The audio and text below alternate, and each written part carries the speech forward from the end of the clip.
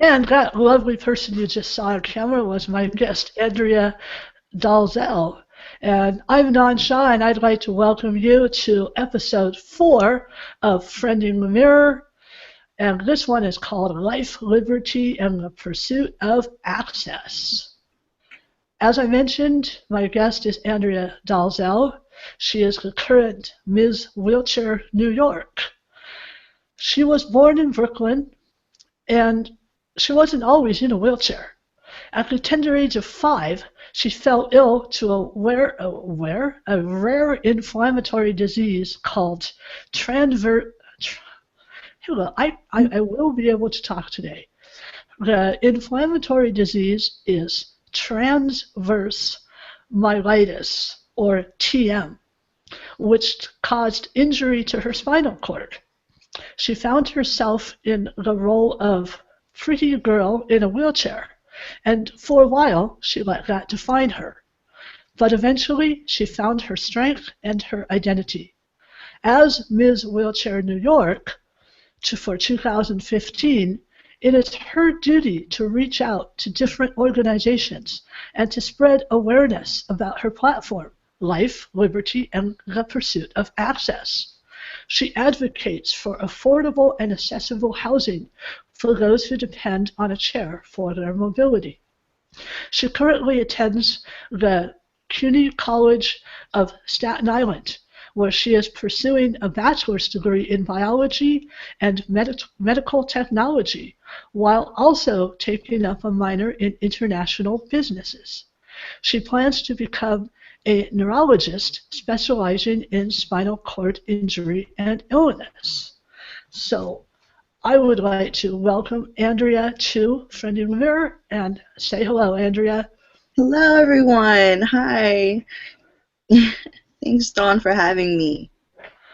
I'm delighted. I'm delighted to have you here, Andrea. And if my screen, well, there we go. Technology, you gotta love it. So, Andrea, could you tell us a little bit about yourself, about your background, about the transverse myelitis, and how it caused you to need to have mobility assistance? Well, let's start with transverse myelitis, right? You did mention that it's a rare inflammatory disease, and with it, everyone who gets it is affected completely different. There's some people with TM who can walk around and you'd never know anything was wrong with them. And then there's others that are affected at a quad level, and with that, it just depends on how it works for each person. Like I said, it affects everyone differently. It is a rare inflammatory disease. It causes injury to the spinal cord, and it can hinder any part of the body. Well, for me, I was left a paraplegic. It affected me at a T10 to L1 level, so I cannot stand up at all. And I mean, it left me in a chair, but it didn't take away my ability to still get out there and pursue anything that I ever wanted to do. So it's just a struggle, and I don't know. Sometimes I think about it as a gift because I don't know where I would be if I didn't have this. I can certainly understand that because I kind of feel the same way. I feel that my appearance is definitely part of my identity, and I would be a totally different person if I didn't have my facial difference. So, yeah, could you tell me what it was like to grow up using a wheelchair, how other people treated you because of it, and also how you felt about yourself? Younger, my parents they're not American. My parents are Guyanese, and they are very they're hardworking, go-getting people. They never saw an issue. They saw the wheelchair. They said, okay, we'll build a ramp, and you have to get around and go around and make sure that you can do what you have to do and don't let it stop you. They were steps, and they were like, well, we'll figure out the steps. And I was lucky enough that I had really good friends who helped me navigate trying to figure out my chair. And they didn't allow me to feel um, trapped. I guess is the right word. They didn't allow me to feel like, I couldn't go somewhere or I couldn't do something. Now, when I was in the school setting, I often remember hearing teachers say, "Oh, she's the pretty girl in the chair." I remember the guards in my school used to say, "Oh, the pretty girl in the chair is racing down the hallway." It was always the chair defining me. And the schools would always say, you had to take a yellow bus to school, you had to be in the group with other people with chairs. And my disability didn't affect my brain. And I didn't want them to feel like it was okay for them to always trap me with the chair. Like the chair was my defining thing. And then the other thing was she's pretty, so she's the pretty girl in the chair in school. So that was going to define me my whole life. I didn't like that. So you mentioned that your friends were very supportive and helping you get around and whatnot. Now, did you also have friends that were in chairs, or are you talking about friends that were physically able? Tell us about your friends and the support system around you.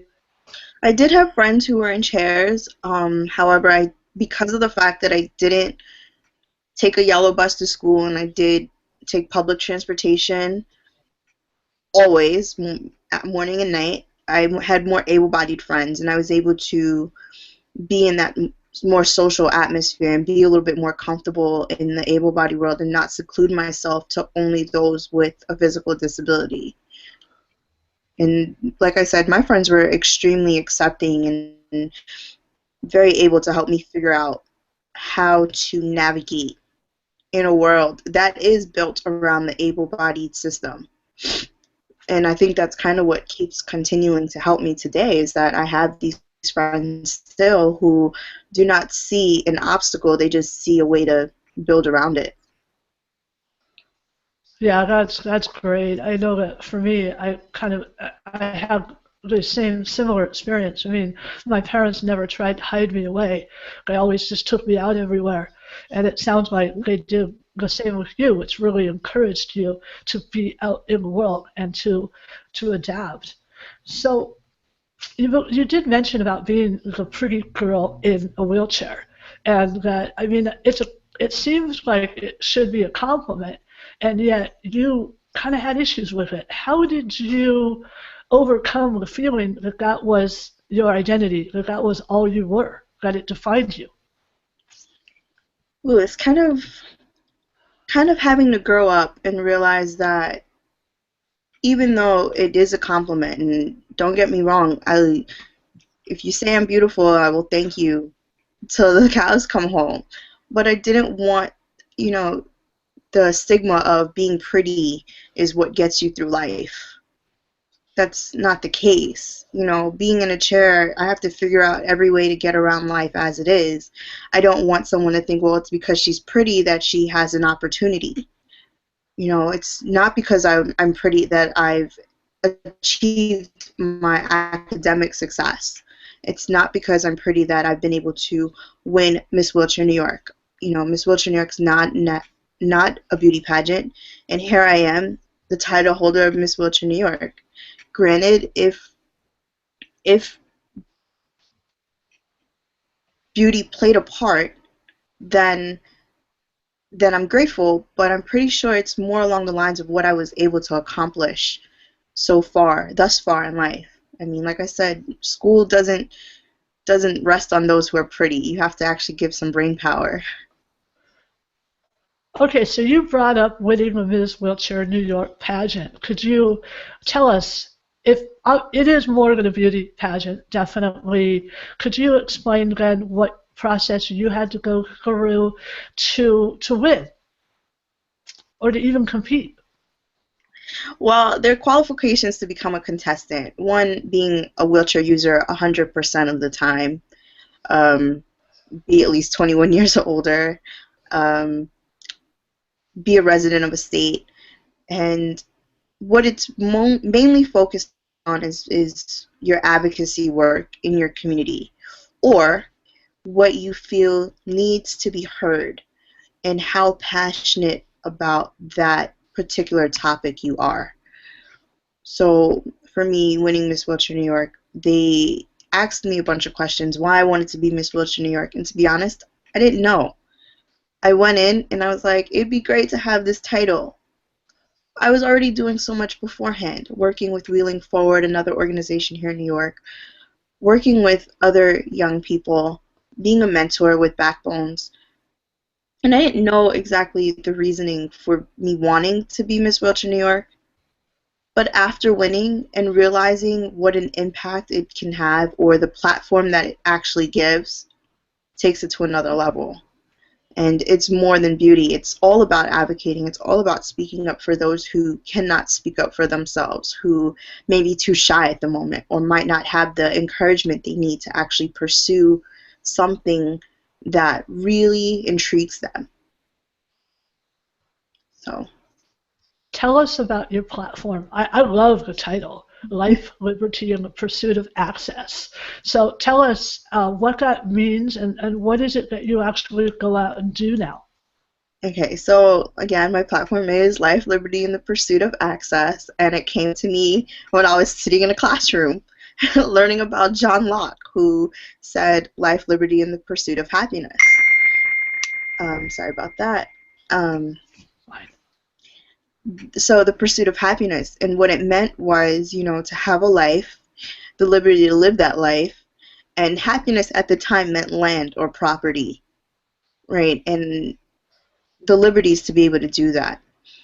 Now, when you fast forward a couple centuries and you realize that you have this community that's about to expand tremendously with the silver tsunami, the baby boomers coming into the age of disability, rather, you realize that there's not enough housing for the current community, one. You have people who are aging that will need accessible housing, something maybe flat, something maybe a little bit easier to reach, something that gives them an ability to live independently, and you have to find housing for them as well.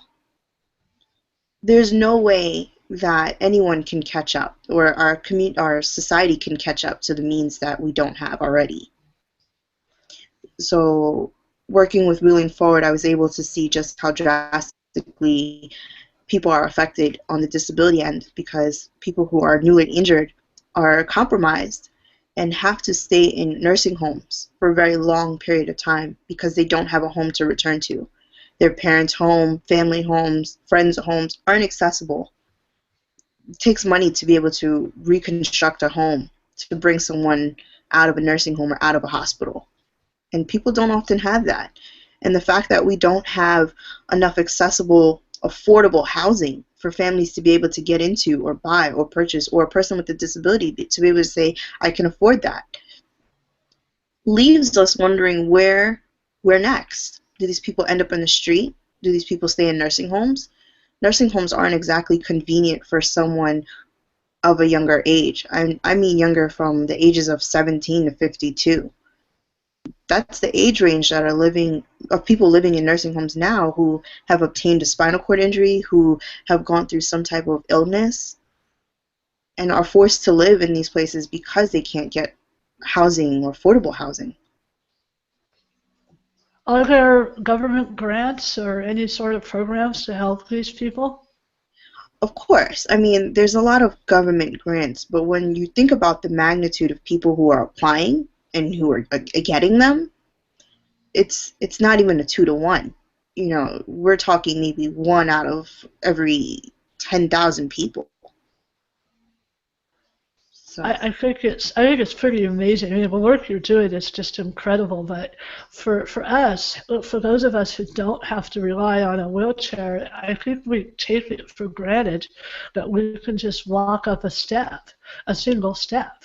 Even those of us who are older and maybe don't get around quite as well as we used to, something, those are small obstacles, and I think a lot of people, it's certainly perspective that we don't even think about how difficult it must be for someone in a chair to just live in a regular house. right. I mean, a regular house is not convenient. And when you think about a regular house, I mean, I live in New York. Um, our homes are very old, You walk in through the front door and you're in like a foyer, and then you're in the living room and then a kitchen. If someone's to come home, then they'll be trapped in their house because you're going to live on the first floor where everyone can see you. And most people are fine with that. But when it comes to really being independent and wanting to achieve a life of your own and not depend on someone, you kind of have to get out of a living room and find the place where it doesn't have steps and has an elevator and has wide enough doorways for you to get through. That doesn't come easily. Right. And actually, that brings me to another good point. Another aspect of you that I find very inspiring is your educational pursuits. That you're actually in university and you're studying medical degrees. And I was wondering, do you have any challenges? I mean, obviously, that's a challenging field. So, of course, you've got the normal mental challenges that everyone else has. But what about physically? Is it harder for you to have access to this education because of your chair? There's a yes and a no to that. I deal with difficulties here in New York because of right now we're snowing. We have about 4 inches of ice on our ground. Not everywhere shoveled out. I have to figure out how to get to school, which I drive, so I mean that's convenient for me. But when I think about other students trying to get to school and they can't because of unshoveled sidewalks or bus areas that aren't convenient, I think about that could be me. And when I get to school and my campus doesn't have the ground shoveled out and they don't have ramps salted and I can't get into a building, it it hinders me getting to my education. So, and right now, currently this semester, I am taking 20 credits, which is 4 days a week, 12-hour days, and I am super fatigued. I get fatigued extremely fast going 12-hour days, and that comes from my TM. My TM will cause fatigue, especially in the cold weather. I'm exhausted more often than not, and it's hard. I will not tell you that it's easy. It is extremely hard to do a 12-hour day and come home and still have to study for at least 2 or 3 hours.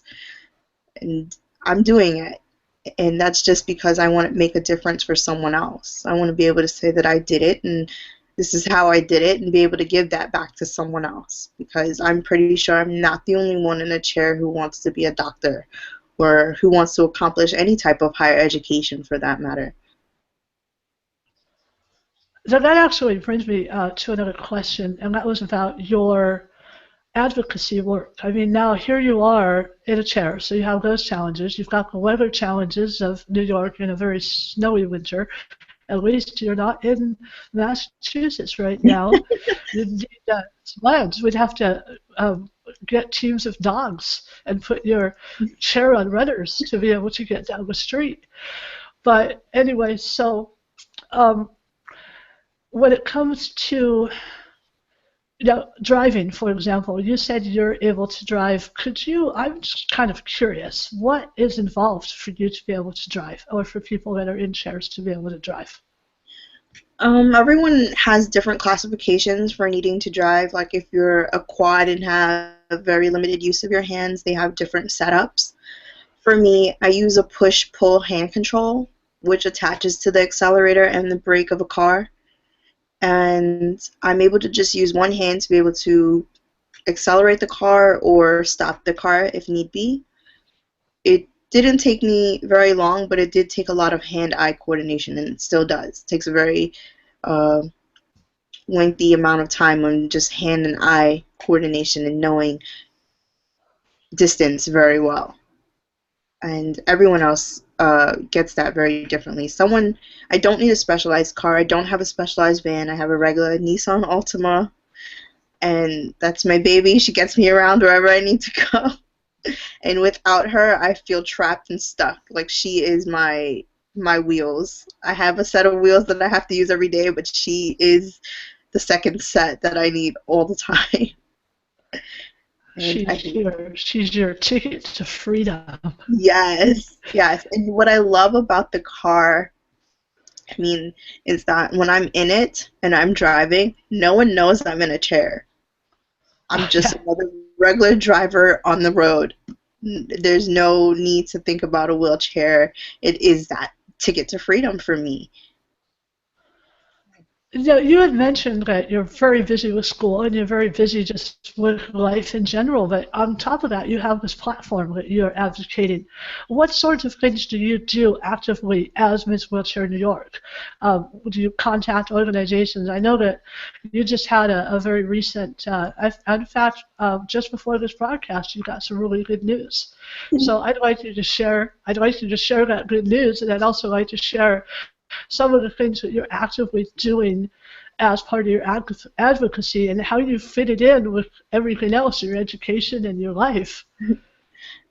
So my personal life is kind of on hold, but right before I went for Miss Wheelchair New York, I was contacted to be a part of the Raw Beauty Project NYC, and it is a photo exhibit of 20 women who were picked by nomination or by self-nomination. You had to write a letter. I didn't write a letter, however, my friends and family all nominated me, and I kind of got the phone call about it. And I was photographed by Paula Vincent. She's a renowned photographer right now, and I just saw my picture in this month. Yeah, next month's O magazine, Oprah's magazine. So I'm extremely excited about that, and to know that the word is spreading out about the Raw Beauty Project is really big for me, and that goes back to the pretty girl in a wheelchair. So the project was aimed to change stereotypes, to change the way we see beauty and what beauty actually is. So here you have 20 women, one an amputee, a couple are amputee, paraplegic, or quadriplegic, which is the different ranges of affected limbs. And we were all photographed in however which way we felt most beautiful or most comfortable by our photographers, and then this exhibit was basically featured everywhere. It's in Italy. It was on the Today Show. It's on a lot of blogs online, Huffington Post, um, Dr. Gray. There's a bunch of posts about it, and it's moving very fast. And to be a part of the O magazine now, and Wendy Crawford, who's one of the spearheads of the whole thing, she's the one that spoke on it, and it's it's getting huge. And when it comes to being a part of that and speaking for that and being a title holder, it does take up time, but I manage. Usually Friday through Sunday are those days to put in those time frames, like wherever you need me to be. I'm here with you on a Tuesday, but that's just because I have class tonight. So right after this, I'm dashing to class, but that's fine. I always make time for people who want to hear me, and I want to be able to give that to them. That's just awesome. I'm just so glad to have you here. You're just so inspiring, and you're certainly very photogenic. Let me put it that way. I imagine that photo is quite lovely, and that's going to be in the March issue of Oprah magazine. So we Yes. need to make sure everybody checks that out. Yeah, it's on stands now, so check it out. Great. Also, one of the things I like to ask each of my guests to do is for someone who might not be feeling as confident or as accepting of their situation as you are, I was wondering if you had any advice, like an action item, a step that someone could take to help make their lives better, either in their surroundings by something they can do to help change their surroundings to make things easier for themselves, or within themselves so that they become a more happier, fulfilled person. And I was wondering if you could share something about that, because I know you've been very successful yourself in doing that. It took a while for me to get here. I'm not going to say that it was overnight. Like I said, I did have a lot of support, and Sometimes you get angry and you misplace that anger, and the people around you are the ones that kind of get the brunt of that. But stepping back from everyone else is, I think, is key, and listening to yourself. Remember who you are. Your wheelchair, your circumstance, a deformity, anything. It does not define you. It's an identity, yes, but it doesn't define you. You need to remember who you are or who you want to be. If it's a girl who used to love makeup and something happened and now you don't even want to touch mascara, touch it. You know what I'm saying? Like, go for it. Try to overcome whatever it is that's kind of holding you back from being the person you were or who you want to be. Try to go for that unfamiliarity. You want to be able to get out of that comfort zone. That way you can find who you are again. So if It's there's very, anything, yeah, if there's anything that I would give back, it would definitely, or say to someone, it would definitely be like, try to find yourself again. Step away from everyone around you. Take 10 minutes, an hour, a day, however long you need to be able to find yourself. And it doesn't have to be with everyone around you, and it doesn't have to be the people that you love. It just needs to be you. You need to be able to find you. yeah, being happy in your own skin for sure. I have another question for you. Now, as someone who is able-bodied and kind of representing those of us who are able-bodied, do you have advice for us on how to appropriately interact with people that we see? I mean, aside from just being a pleasant to people and treating them like people, do you have advice for us on maybe things that we should or should not do when we're addressing somebody who's in a chair? Everyone in a chair is a human being, just like everyone who is able-bodied is a human being. I feel like the way you address someone is respectfully, right? Ask questions, don't stare. No one in a chair is going to bite your head off if you ask a question. Just be mindful of how you're asking the question. It's what you say, it's how you say it, not what you say, right? That's a huge thing that I've grown up on. My parents instill that into me. Make sure the way you act or the way you say something is not condescending or rude. And excuse yourself if you feel like it is rude. If you're gonna ask it and be like, okay, maybe this might be rude, but I'm hoping that you don't take it that way, and ask anyway, because no one wants to be stared at or gawked at. No one wants to be made to feel like they're the elephant in the room. And it's way better for someone with who has an upper hand, which is the able body, to be able to say, you know what, I don't know, and I want to know.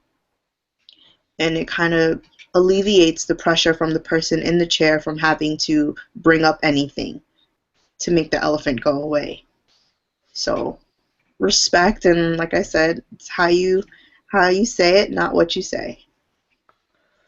Absolutely. It sounds like I'm listening to an echo listening to you because that's actually I talk a lot about that very same thing. So, Andrea, do you have some time for some questions? Sure.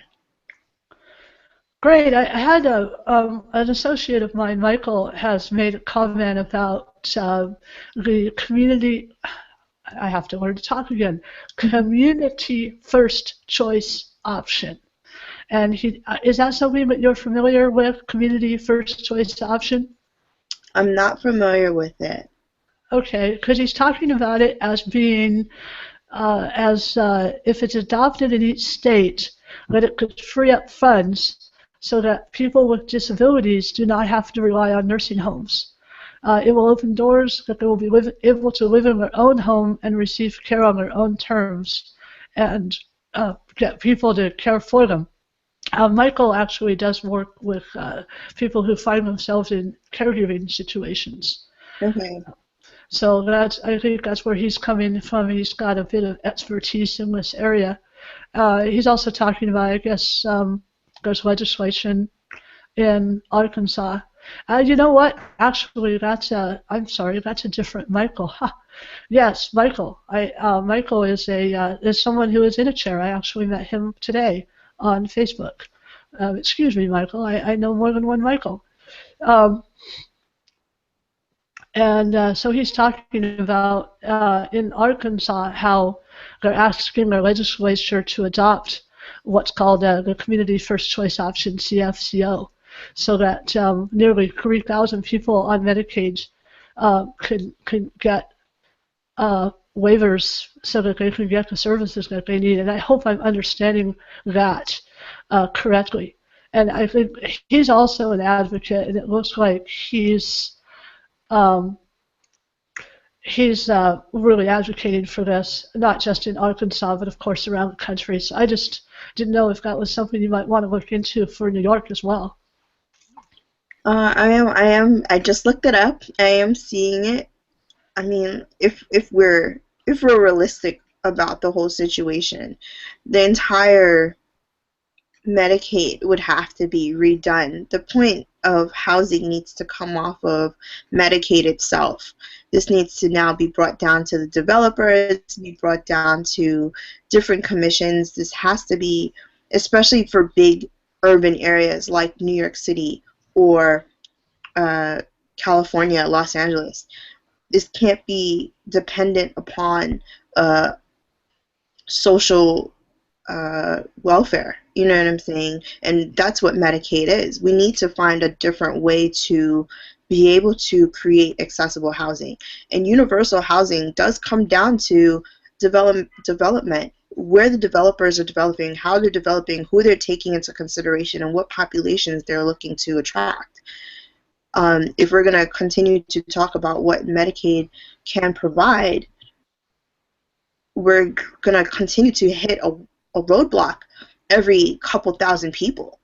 You know, Medicaid is socially funded, and the way the taxes are being provided and how they're being distributed, even if funds are freed up, we're looking, like I said, about to expand our population when the baby boomers come to age, which they are already starting to. There's no way we can say that we can depend on Medicaid to be able to promote all of this housing. I'm not just looking for those who are already disabled. I'm not looking for those who have been born into this life. I'm not even looking for those who are, you know, could possibly, God forbid, come into this situation. What I'm trying to prevent is the fact that people who are elderly are now going to be able to claim the same subsidies of those who are disabled. And there's no way for us to handle both. This is not going to, it's not possible. That's great. Okay, so that's awesome. So you're not just talking advocacy for people in chairs. You're talking advocacy for basically anyone who has this sort of need, even if Yes. they're able-bodied and just older and maybe can't go up steps, like I brought up earlier. Right. So anyway, I'd like to.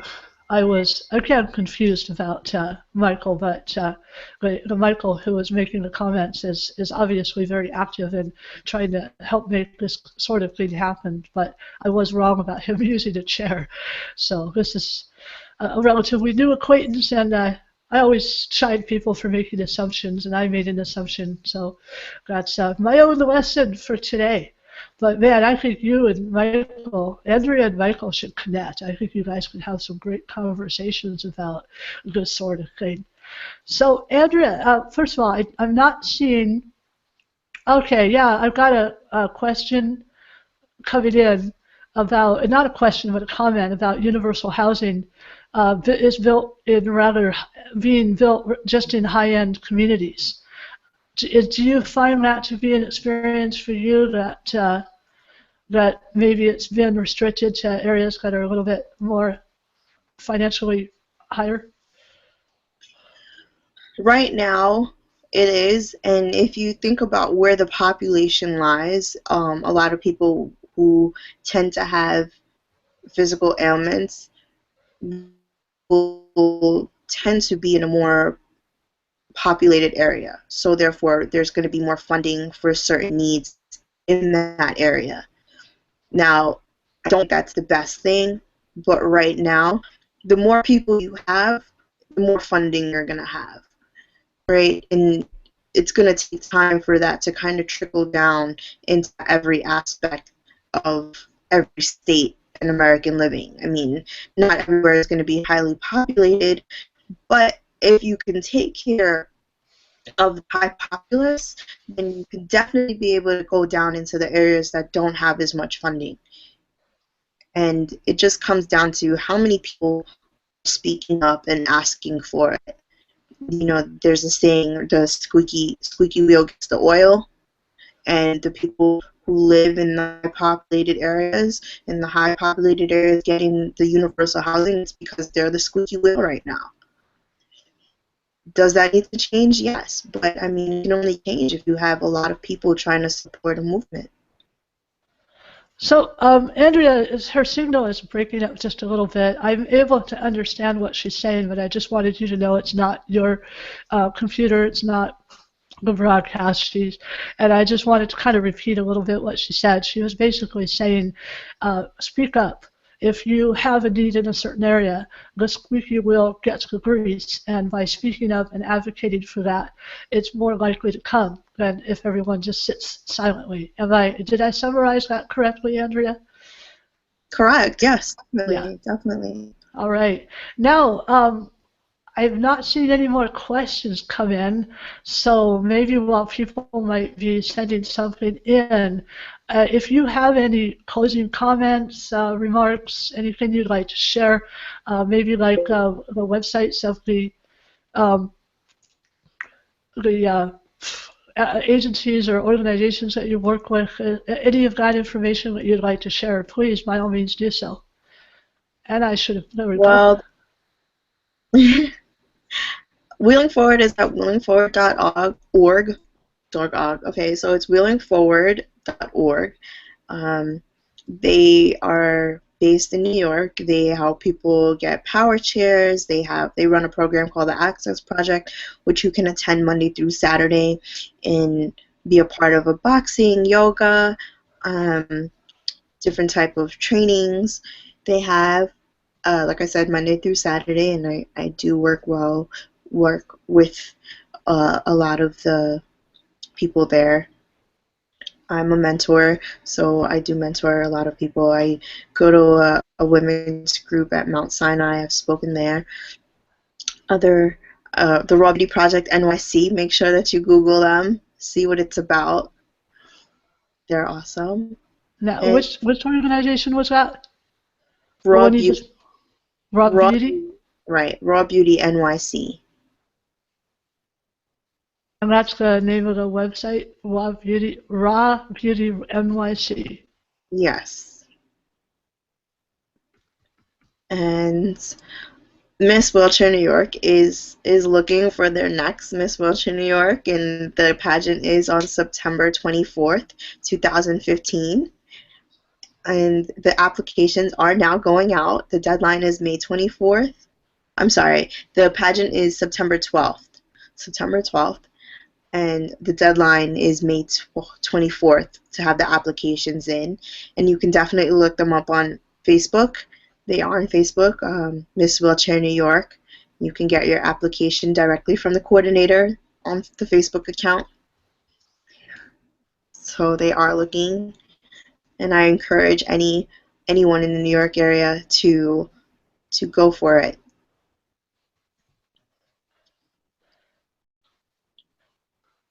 Yeah, and I want to point out that Wheelchair, Ms. Wheelchair is Ms. M.S. period Wheelchair New York rather than Miss, or obviously not Mrs., but the M.S. period. So, all right. Well, I just want to say, Andrea, do you have anything else you want to say before I close? I don't see. Somebody wrote in and just talked about funding. It looks like yeah, she has quite a bit of funding right through the vets, but yeah, you have to be, a lot of the funding comes if you're through disability connected services. But anyway, so if you had any last thoughts before I close the show? I know we can find you. Tell us where we can find you.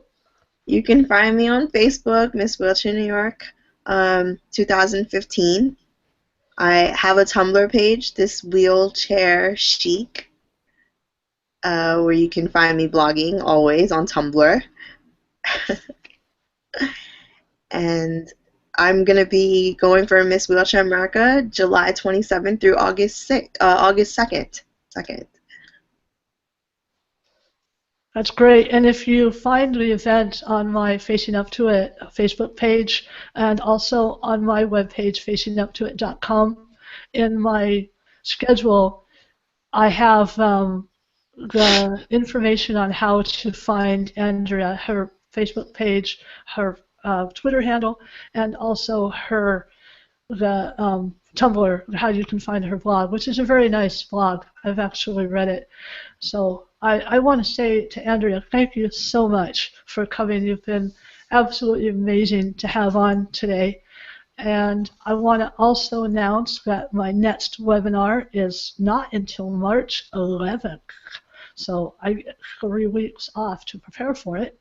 It's going to be at 12 noon Pacific time, that's 3 p.m. Eastern, with Mike McDaniels. And it's called Life in the Socket. Mike is a double amputee, having lost both legs below the knee after a skiing accident. And he's quite inspirational. He has quite a story. And I'm looking forward to having him share that. And always remember to be kind. And not just being kind to others, but make sure that you're also kind to yourself. Because that's, I think, just as important, if not more important, than just all around kindness. So,